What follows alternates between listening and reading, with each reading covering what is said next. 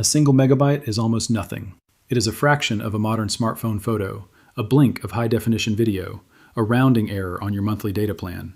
Yet, a tiny 1.9 megabyte utility just cracked open the core corporate strategy of the world's most powerful software monopoly.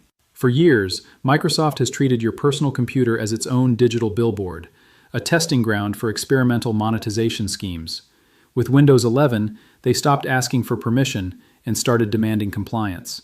They wanted your personal data, forced your account logins, and stuffed your storage with mandatory artificial intelligence tools and mobile game bloatware. They gambled that you would simply take it, because in the desktop world, they assumed you had nowhere else to go. But that calculus just collapsed.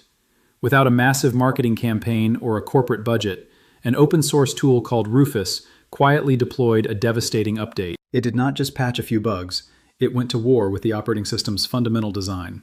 In a single click, it strips away Microsoft's multi-billion-dollar AI tracking, bypasses arbitrary hardware lockouts, and delivers an operating system that actually belongs to the person who bought the hardware. As millions of tech-savvy users watch, Microsoft's forced defaults are crumbling, turning what was supposed to be the flagship era of Windows 11 into a massive public relations humiliation. If you want to stay ahead of the curve on how tech giants are being challenged by the open-source community, make sure to hit that subscribe button and turn on notifications for Tech Reporter. We cover the stories that corporate PR departments want buried. To truly understand why a lightweight USB creation tool is causing panic inside corporate boardrooms, you have to look closely at what Windows has mutated into. Historically, an operating system was a passive environment, a silent partner that stayed out of your way and simply ran your software. Today, Windows 11 functions more like an aggressive telemetry terminal. When you boot a standard, unaltered installation of Windows 11, you are not entering a clean workspace. You are entering a corporate data harvesting funnel. By default, your usage patterns, your application behaviors, your localized system search queries, and crash reports that contain far more sensitive metadata than the name implies are constantly being packaged and transmitted back to corporate servers. Microsoft publicly frames this constant background stream as an innocent way of enhancing user experience. The practical reality is that your private, expensive hardware is forced to perform reporting duties for a multi-trillion-dollar entity while you work, game, or create. Worse still, the installation process itself has been heavily weaponized against user choice. Microsoft systematically dismantled the offline local account option, engineering the setup flow with hostile design choices to bury local configurations behind confusing error prompts and deliberate friction points. They implemented mandatory OneDrive cloud syncing that aggressively hijacks local file directories before you have even opened a web browser, and they cluttered the default start menu with pre-installed third-party advertising masquerading as essential native applications. Then came the ultimate hardware ultimatum. By enforcing rigid requirements for Trusted Platform Module 2.0 and specific CPU architectures, Microsoft instantly rendered over 400 million fully functional, highly capable computers completely obsolete overnight.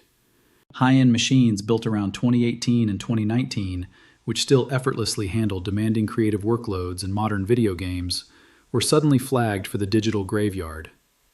The official corporate narrative claimed this was a necessary leap forward for platform security. The global tech community saw it for what it truly was, a forced hardware upgrade cycle engineered to artificially stimulate an ecosystem at the user's expense. This is precisely where the 1.9 megabyte file changes the entire power dynamic. Rufus does not attempt to fix or repair Windows after it has already infected your storage drive. It intercepts and rewrites the operating system's deployment pipeline before it ever touches your computer. The underlying technical brilliance of this mechanism relies on an advanced deployment architecture known as an unattended answer file. By automatically injecting a customized scripting file directly into the bootable USB environment, Rufus strips out the corporate restrictions silently and absolute. The user no longer has to spend hours fighting the setup interface or running complex command line cleanups post-installation. Rufus handles the corporate resistance in the shadows. It feeds the Windows installer data indicating that the computer possesses the required security chips and memory minimums, completely erasing the arbitrary hardware blockades. It instructs the setup environment that a local, fully offline account is being requested, instantly bypassing the mandatory Microsoft Online account requirement without needing fake email workarounds. It systematically flags Microsoft Teams, Outlook, Copilot, OneDrive, and the entire catalog of pre-installed advertising tiles to be purged from the system image entirely. For enterprise environments and power users, The tool introduced a terrifyingly efficient option known as silent installation mode. When toggled, this feature strips away every single prompt, confirmation screen, and user agreement window. It scans the machine, identifies the primary target storage drive, wipes it completely clean, deploys a heavily optimized, de-bloated installation of Windows, and drops the user onto a pristine desktop environment without requiring a single manual interaction. It is an incredibly potent execution of code that condenses hours of tedious, repetitive system administration into a hands-off operation. However, this level of raw programmatic power demands absolute technical respect. In systems configured with multiple storage drives, an administrative oversight can cause the automated script to misidentify the target partition, completely erasing secondary data drives in a matter of seconds, with no confirmation warnings and no recovery options. It is an enterprise-grade weapon operating inside a consumer environment, delivering total control back to the user, provided they possess the competence to wield it safely. A software monopoly of Microsoft's scale does not simply sit back and watch its monetization streams get bypassed by a lightweight open-source tool. Reports have steadily emerged within technical forums showing that direct downloads of official operating system images within the utility have begun failing unpredictably. Many prominent developer groups suspect targeted network isolation blocks, a digital counter-strategy meant to disrupt the automated supply chain of clean installation media. Yet these aggressive defensive measures are only exposing a much deeper existential crisis for the tech giant. Microsoft is rapidly losing control of its user base. Recent industry adoption data highlights that Windows 11 is suffering from a massive market stagnation, with adoption rates hovering stubbornly around the 31% mark years after its initial launch.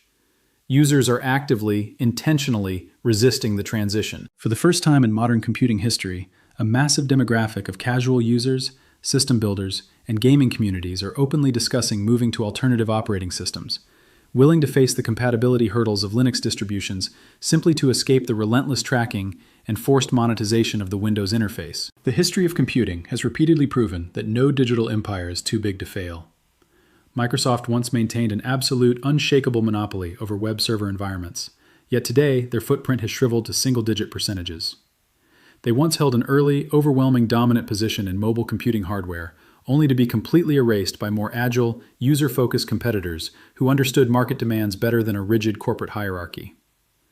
By consistently prioritizing advertising real estate and telemetry extraction over basic user autonomy and software optimization, Microsoft has created a massive user experience vacuum.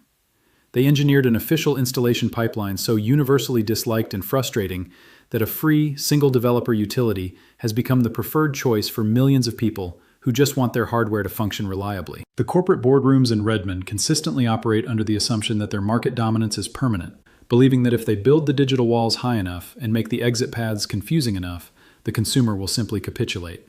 But the global phenomenon surrounding this open-source rebellion proves that true power in the tech industry remains inherently fluid.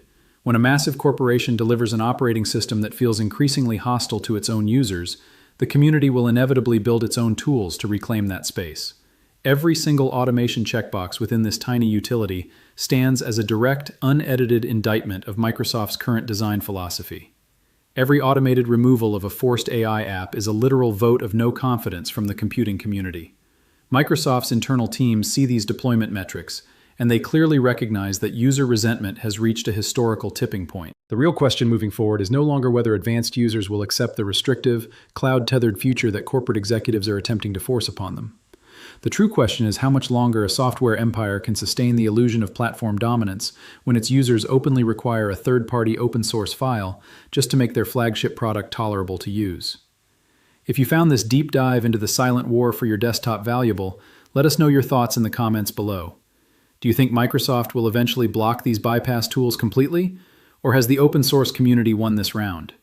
Don't forget to like this video, share it with your fellow tech enthusiasts, and subscribe to Tech Reporter for more unfiltered, clinical analysis of the technology landscape. Thank you for watching.